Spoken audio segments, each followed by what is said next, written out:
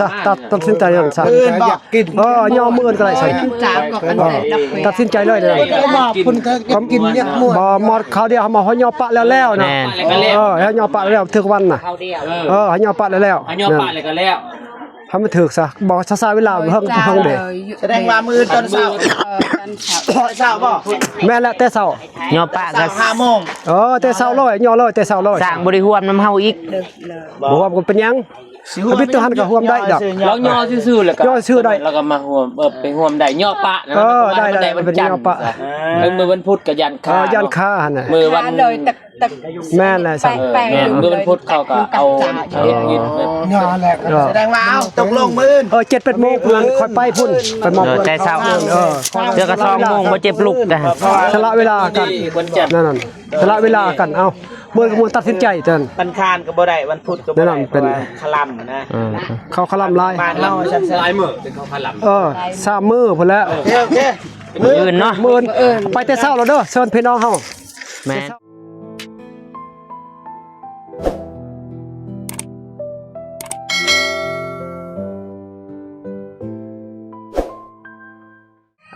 โอเคพ่อแม่พี่น้องตอนนี้เบาฝนแล้วก็เบาเจ็บก็ได้มาอัปเดตบ้านน้องหานเนาะก็บ่ฮู้ว่าเพิ่นเฮ็ดฮอดไสแล้วก็มีแต่ว่าเบาฝนแล้วก็สิถ่ายให้เบิ่งให้ชมนำกันนี่แหละว่าเพิ่นเฮ็ดฮอดไสล่ะตอนนี้ก็อยู่เฮือนน้องหานเนาะแต่ว่าหาน้องหานบ่เห็นบ่ฮู้ว่าไปไส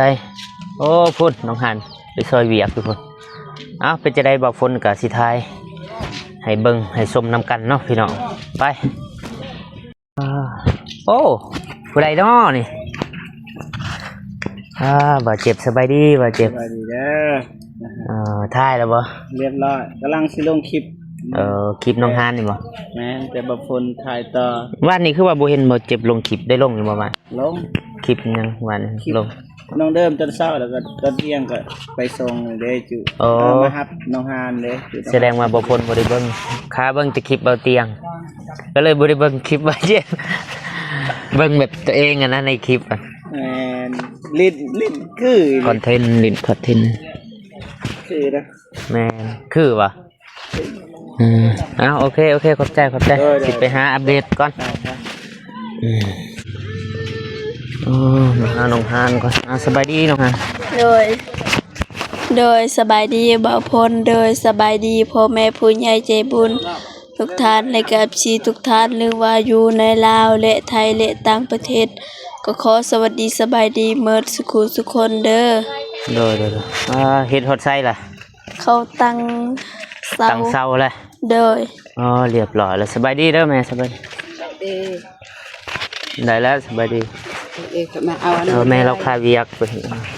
เบิ้งพาอ้ายไปเบิ้งบ่มียังเนาะพี่น้องซื้อM100ป่ะให้น้องฮานเป็นแจกให้สร้างสบายดีเด้อสบายดีสบายดี1 2 3ขอบใจเด้อสบายดีผู้ใหญ่ใจดีกิน M150 บัดนี้เพิ่มพลังพวกเท่านี้กบไม่แล้วหรอวะกำลังวาดนี้ตีใหม่นี่หนูกูดับตัวนี้ประกอบเลยเด้ถ้าก็มีไงchứใช่กบแล้วจะตั้งขอบใจเพื่อนนี่กบนี่ยังไม่ได้เนี่ยhờn nọ ขอบไปขอบวันนี้แปลงเพื่อนนี่เนาะเห็นอยู่หมากอีเหรอบอกไม่ก็หรอ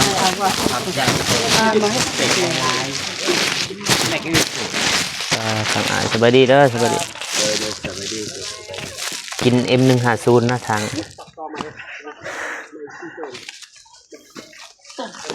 ตั้งตอนเช้านี่บ่นี่บ่เนาะโดยคือว่าคืบหน้าลายเติบแล้วพี่น้องมือต่อไปก็มีแต่ยกเสาเลยบัดยกโครงหางมันเพิ่นมาซอยหลายคนอยู่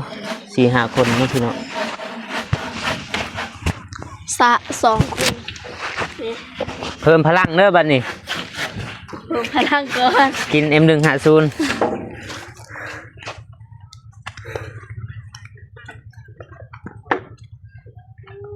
เบิ่ง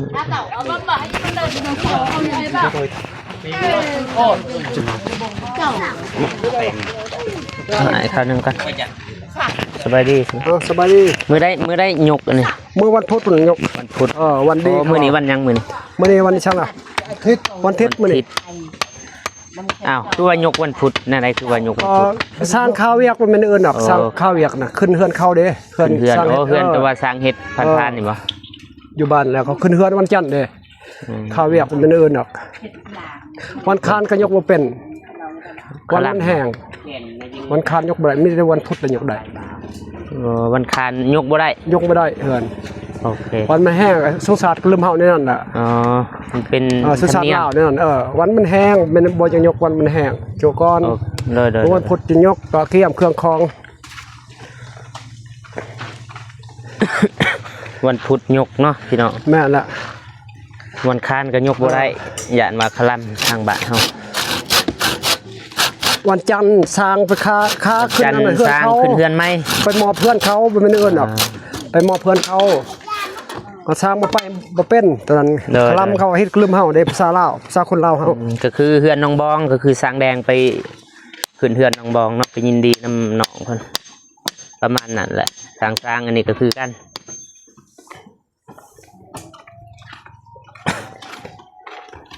กวงๆนึงแต่ว่ากวงนึงสบายใหญ่ติบ่ผิดกวง ตั้งเสาแล้วนี่คือว่ากวางเติบ ก็กวงเติม5คูณ6นั่นแหละเฮือนนี่ 5คูณ ประมาณนั้นล่ะ5คูณ6ล่ะ ฮอดบ่สำเรือนบ่ 6จังหวะเดือนนี่บองคือแม่นซ้ำนี่ 5คูณ6ตัวนี้ เดือนน้องบอง6คูณ7บ่หรือ5คูณ6คือกันประมาณมียังแบบว่าบ่พออยากได้เพิ่มบ่ จะได้เพิ่มก็นี่ตีนเช้าแหละคันจะได้ตีนเช้าเบื้องห้องนอนก็บ่มีสิส่งห้องนอนส่ง3เมตรเด้ สิส่งห้องนอน เช้านอกซานส่ง2เมตรก็2เช้าเป็น4เช้าหยัง 4เสาเนาะบ่พอ โดย สิเฮ็ดนอกซานแล้วก็สิส่งห้องนอน ห้องนอนบอกกับมันหน่อยติลูกหลายคนก็หน่อย ย่อยนิดนึงเบื้องห้องนอน3เมตรเบื้องนอกซานนี่2เมตรประมาณนั้นล่ะ ถือว่าทางสร้างเพิ่นก็อยากได้เสาอีกเนาะ4เสา จะได้เช้า4เช้า ว่าสิส่งห้องนอนอีก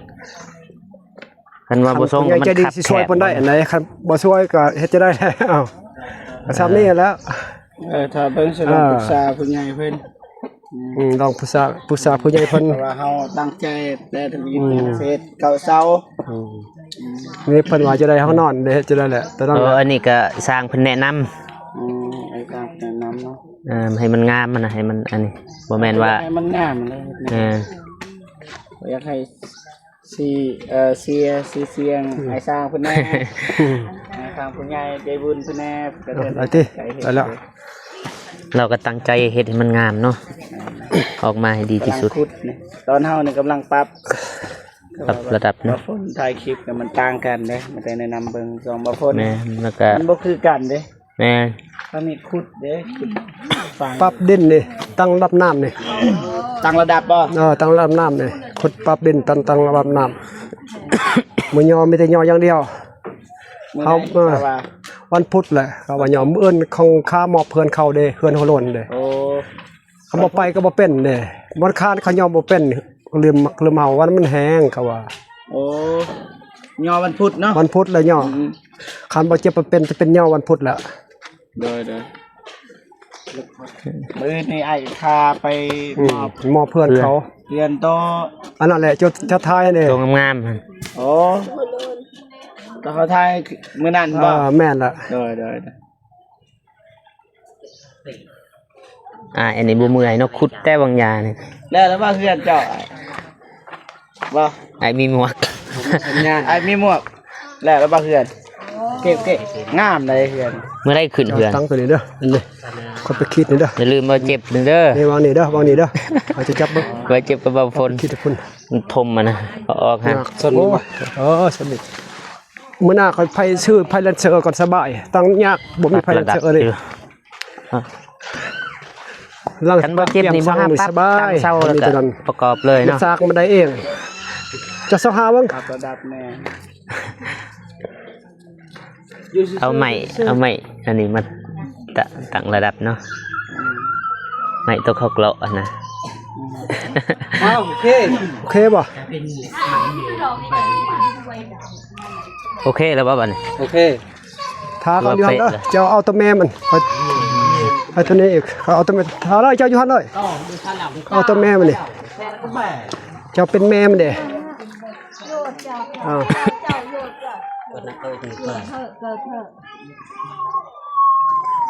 Nó bé ngạiพี่ดำที่เลยเจ้า จ้าเสร็จแบนแซ่บโปะสลับ หนึ่งทั่ว ว่าสุดเก่าอยู่หรือสุดใหม่บ่มีซองสุดบ่เจ็บ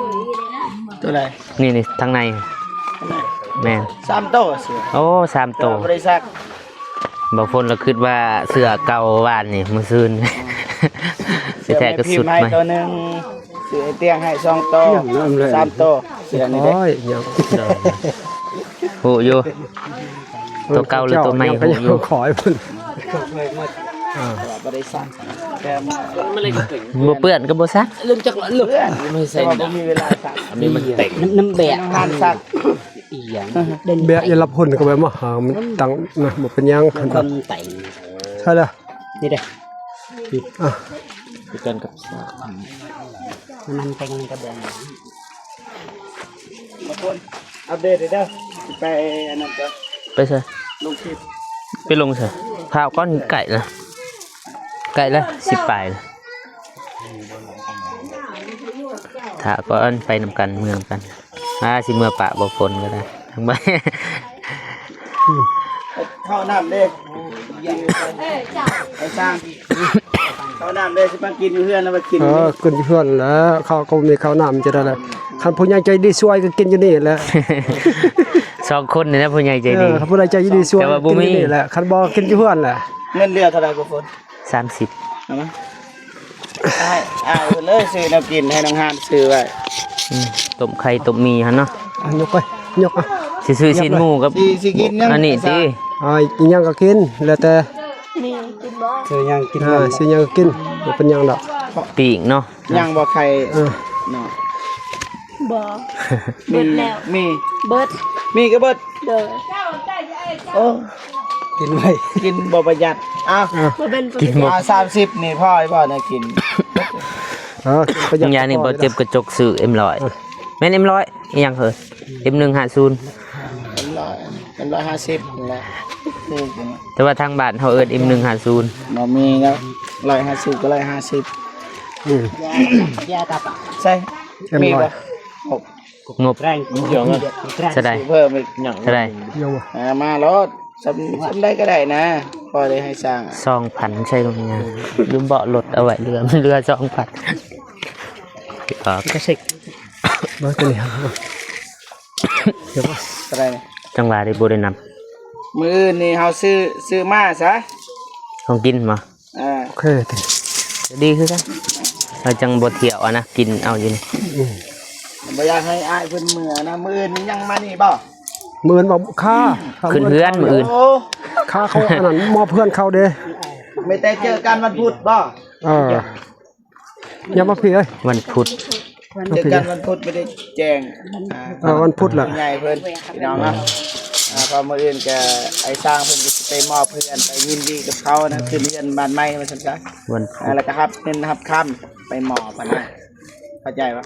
ไปยัง เข้า ให้ ใจ เรียนเรียบร้อยเขาก็ไปมอบว่าเสร็จเรียบร้อยเขาก็สิจ่ายเงินให้ไอ้สร้างเพิ่นมื้อนี้เรามีเงินแล้วมื้อ คันว่าวันพุธ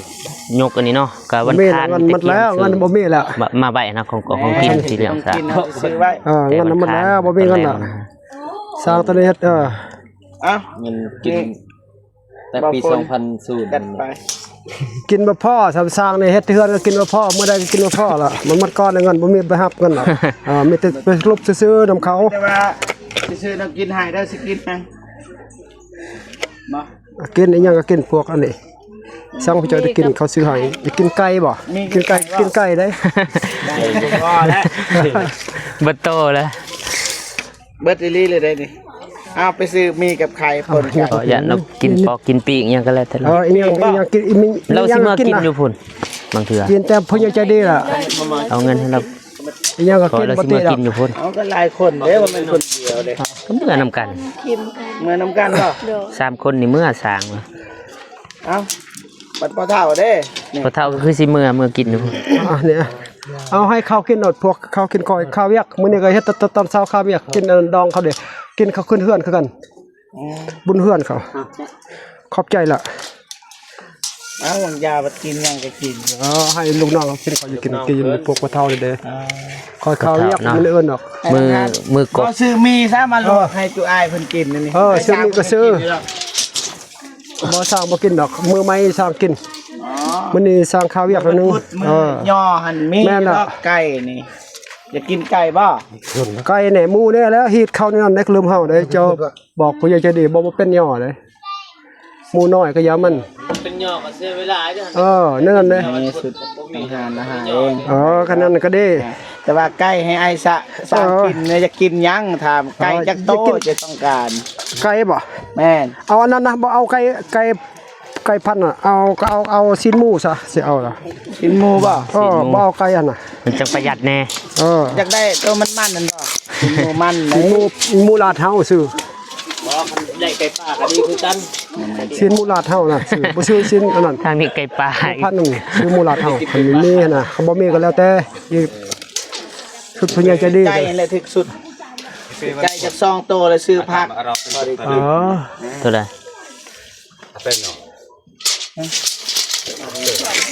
อะไร วันพุธขลั่นมาวันพุธนั่น พลัมบ่ ก็บอกก็ให้มันแล้วมือวันค้านก็ได้ น้ำตาบอน้ำตาแอลอยู่พัดชา มันแล้วมื้ออื่นเป็นอย่างอีกขุนยอได้บ่มื้ออื่น มื้ออื่นบ่ จันทร์ ซ้ำยอต่างซื่อ ข้าวเวียกน่ะเขาบอกมอบแต่เช้าเลยมื้ออื่นขอให้อยากแค่เวียก โอ้มื้ออื่นวันจันทร์ วันจันทร์ วันข้านเด้ ได้วันคันเจ้าจะขอเพื่อนว่ายอได้เขายอได้ อีกมื้อวัน ไก่วันคานเองแนวเจ็ด ก็ มันก็แนวเจ็ด ตาม เดี๋ยวนั่น ๆบ่เฮาก็แต่เช้าตีเขาเอาบ่แม่นแต่เช้าตี คอยว่าคันมันเป็นไปได้ยอปะแล้วก็แล้วตอนเช้า แม่นยอปัดตอน ตัวเนี้ยจะไปมอบข้าวก้อนก็ได้จะไปมอบข้าวก้อนพวกอันจะ นั่นก็ได้ซะตัดสินใจอย่างซะ มื้ออื่นบ่กิน ยอมมื้ออื่นก็ได้ซะ น้ำตาก็กันแต่ดับไป ตัดสินใจเลยเด้อ คุณก็กินเนี่ยหมด บ่หมดเขาวเดียวมาเฮายอปะแล้วนะ แม่น ให้ยอปะแล้วถึกวันน่ะ ข้าวเดียว ให้ยอปะแล้ว อันยอปะเลยก็แล้ว ทำมันถึกซะบอกซะเวลาเพิ่งเด้ แสดงว่ามื้อตอนเช้า ตอนเช้า ตอนเช้าบ่ แม่นแล้วแต่เช้าย อปะก็ 5 โมง แต่เช้าเลยยอเลยแต่เช้าเลย สร้างบ่ได้ร่วมน้ำเฮาอีก เลิกเลย บ่ว่ามันเป็นหยังเอาพิจารณาก็ร่วมได้ดอก เราย่อซื่อๆแล้วก็ ย่อซื่อได้ แล้วก็มาห่วมไปห่วมได้ย่อปะนะ ได้ วัน เป็น จันท ย่อ ร์ ปะ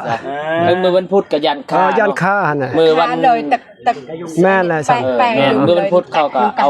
เฮ็ดกินแบบ แสดงว่าเอาตกลงมื้อ 7-8 โมงเพิ่นค่อยไปพุ่นไปมอบ แต่เช้าเดี๋ยวก็2โมงบ่เจ็บลุกกัน สละเวลากัน วันจันทร์ นั่นสละเวลากันเอาเมื่อตัดสินใจเติ้น วันคานก็บ่ได้วันพุธก็บ่ นั่ ได้ นเป็น คลำนะ เขาคลำลาย บ้านเราฉัน ลายมือเป็นข้าวผัดหลับ 3มื้อพุ่นแล้ว โอเค มื้ออื่นเนาะ มื้อไปแต่เช้าแล้วเด้อเชิญพี่น้องเฮา แม่น คนพอแล้ว เลย แต่5โมงแหละ บ่แม่นว่าจ้างเด้อ เพิ่นจ้างแล้วพี่น้องมาช่วยตัวนี้เลยมีก็กินบ่มีก็เป็นหยัง สิซื้อให้ แม่น หมู่หันเจ้าหาเองหมู่หันหารถเขาว่าคันผู้ใหญ่จะดีช่วยก็ดีแหละให้จะได้ล่ะคิดเฮาต้องมีในนั้นเด้บ่มีบ่เป็นอีก ไก่มีแล้วไก่ นี่จับ หมู่น้อยก็ยักมัน ไว้ แสดงแล้วฮิตเด้ สำฮีดนี่ได้แล้วใช่ไหม ได้ได้เลยดับน้ำได้เด้